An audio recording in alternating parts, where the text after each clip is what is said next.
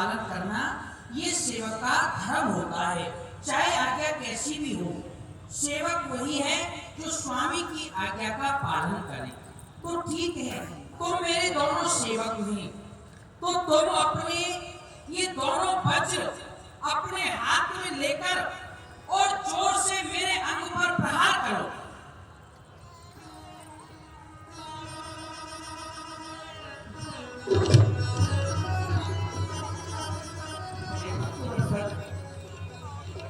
हे करुणानिधि, क्या हमसे कोई भूल हो गई? दयालु, जो हम सोच भी नहीं सकते, आप उसके लिए हमें आज्ञा दे रहे हैं कि हम अपने हाथ से, अपने वज्र से आपके श्री विग्रह पर प्रहार करें। क्षमा करें प्रभु, इस आज्ञा का पालन हम नहीं कर सकते। नहीं कर सकते?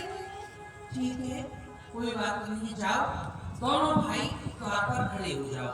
कोई आए तो अंदर नहीं आना चाहिए।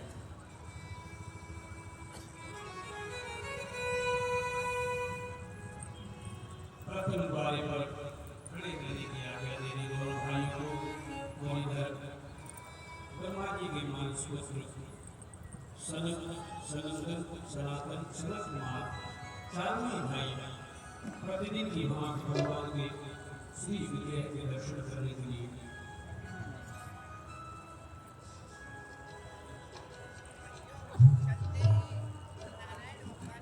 चल करके आते हैं। चलिए आइए। श्रीमन्नारायण नारायण नारायण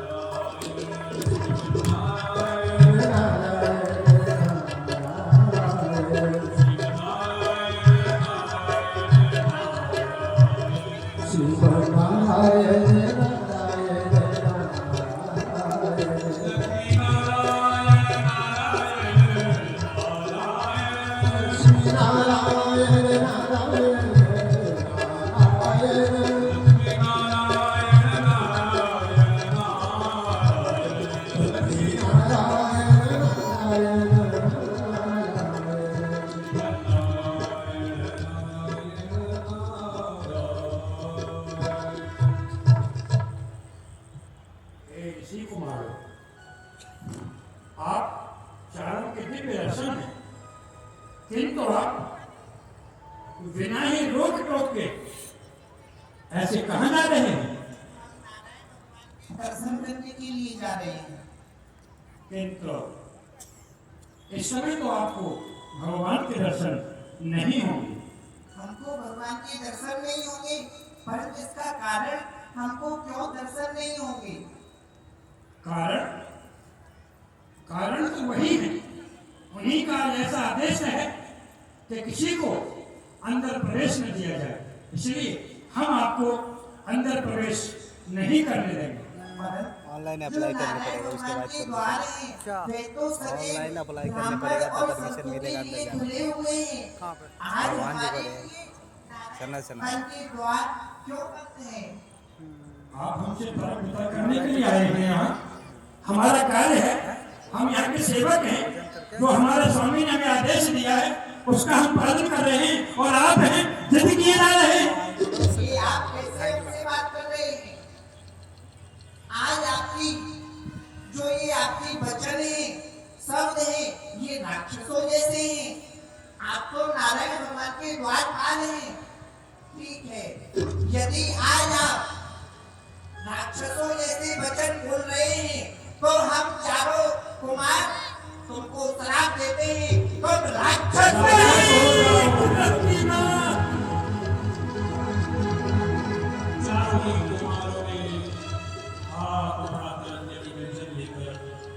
जय और विजय को शासित कर दिया।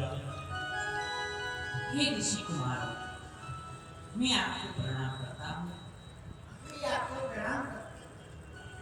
आप इनके अपराध को क्षमा करें, इनका कोई अपराध नहीं है। ये तो मेरी आज्ञा का पालन कर रहे थे और मेरी आज्ञा मानकर द्वार पर खड़े हुए थे। मेरा आदेश था कि किसी को भीतर प्रवेश ना मिले, परंतु आपने इन्हें साप दिया है, तो आपका साप तो अमिट है, इनको राक्षस तो होना ही है। परंतु ये कितने समय तक राक्षस रहेंगे, ये आप कृपा करके बताएं।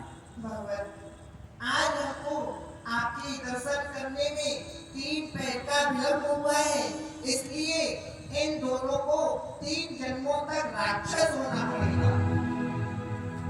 ठीक है भैया, जय और विजय।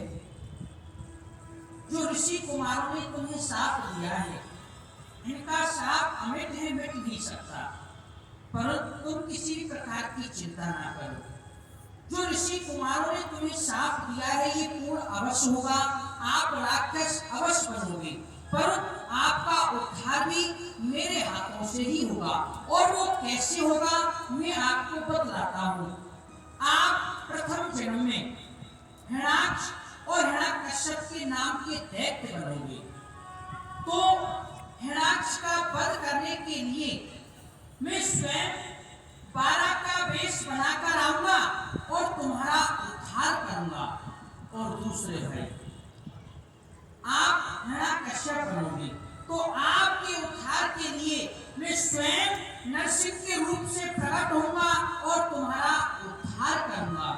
ये पहले जन्म में इस प्रकार से तुम्हारा उद्धार हुआ है।